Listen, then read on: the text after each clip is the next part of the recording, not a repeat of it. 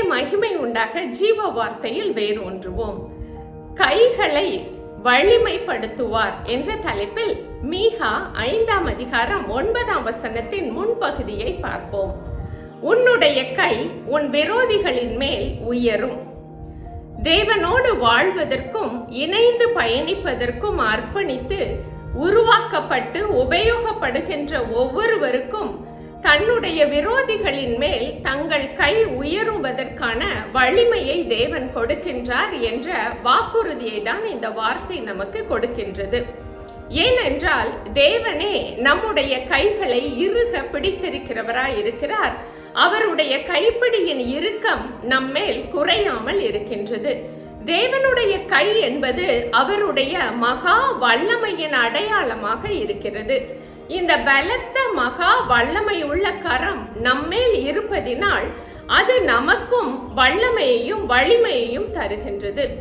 இது நம்முடைய Dominion பவராகவும் financial பவராகவும் வெளிப்படும் ஆற்றல் உடையதாக இருக்கின்றது. ஏனென்றால் ஒரு பெரிய தரிசனத்தை சுமந்து செல்லுகின்ற யாராக இருந்தாலும் அவர்களுக்கு தரிசனத்தை சென்று அடைய விடாமல் தடை செய்வதற்கு இந்த 2 காரியங்களையும் விரோதியானவன் தடை செய்கிறவனாய் இருக்கின்றான். அது பொருளாதார தடையும் ஆளுகை இன்மை என்ற தடையும் கொடுப்பது. ஆளுகை திறன் என்பது ஒரு தனி மனிதன் தன்னுடைய மனதை முதலாவது ஆளுகை செய்வதும், கொடுக்கப்பட்ட காலத்தை துல்லியமாக ஆளுகை செய்வதும், பொறுப்புகளை சரிவர ஆளுகை செய்வதும், சக மனிதர்களை அன்போடு மதித்து ஆளுகை செய்வதும் தான் இந்த ஆளுகை திறனாகும். இதை 2மே முடக்கிவிட்டால் அங்கே தரிசனத்தை நிறைவேற்றுவதற்கான வாய்ப்பு இல்லை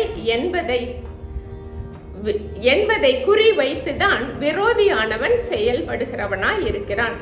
அதனால்தான் தேவன் தன்னுடைய பிள்ளைகளுக்கு தரிசனத்தை சுமந்து செல்லுகிறவர்களுக்கு, முன்குறிக்கப்பட்டு பிரித்தெடுக்கப்பட்டவர்களுக்கு இந்த பொருளாதார ரீதியான வாய்ப்புகளையும் ஆளுகை திறனையும் நிறைவாய் கொடுத்து தன்னுடைய கரத்தின் வலிமையினால் நம்மை பலப்படுத்துகிறவராக இருக்கின்றார்.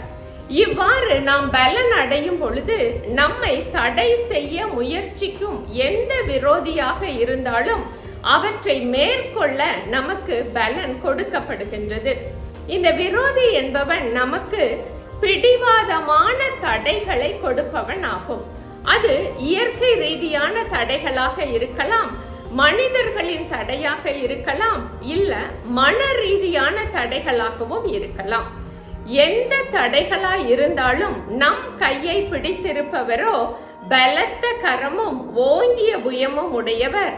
அவர் மகத்துவமானவர். அவர் அசாதாரணமான காரியங்களை செய்கிறவராக இருக்கிறார். இந்த வல்லமை உள்ள கரம் நம்மை விட்டு விலகாமல் இருப்பதற்கு நாம் 3 காரியங்களிலே மிகவும் கவனம் செலுத்துகிறவர்களாக இருக்க வேண்டும். முதலாவது, இந்த தேவாதி தேவனுடைய கரம் நம் கரத்தை பிடித்திருக்கிறது என்ற விசுவாசத்தோடு நாம் பயணிக்கும் வாழ்க்கைதான் அருமையான வாழ்க்கையாக இருக்கும். இந்த விசுவாச பயணம்தான் நம்முடைய வாழ்க்கையை இனிமையான கிறிஸ்தவ ஜீவியமாக மாற்ற முடியும். எனவே நாம் வாழ்க்கையின் ஒவ்வொரு நகர்விலும், அசைவிலும், ஜெபத்திலும், அறிக்கையிலும் இந்த விசுவாசத்தை வெளிப்படுத்துகின்ற உணர்வோடு நாம் செயல்படுகிறவர்களாக இருக்க வேண்டும்.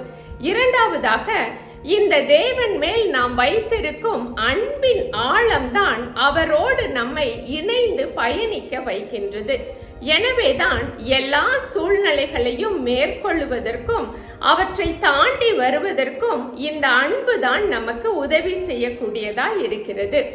நாம் இந்த தேவன் மேல் வைத்திருக்கும் அன்பின் ஆழங்களுக்குள்ளே அனுதினமும் பயணிக்கின்றவர்களாக நாம் இருக்க வேண்டும்.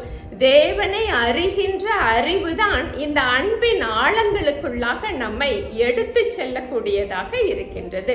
மூன்றாவதாக, இந்த தேவனோடு நாம் செய்துள்ள ஒவ்வொரு உடன்படிக்கையிலும் நிலைத்திருந்து அவற்றை எல்லாம் நம்முடைய அனுதின வாழ்க்கையாக்கி கொள்ள வேண்டும். அதாவது ஜீவ வார்த்தைகள் நம்முடைய வாழ்க்கையாக மாற வேண்டும்.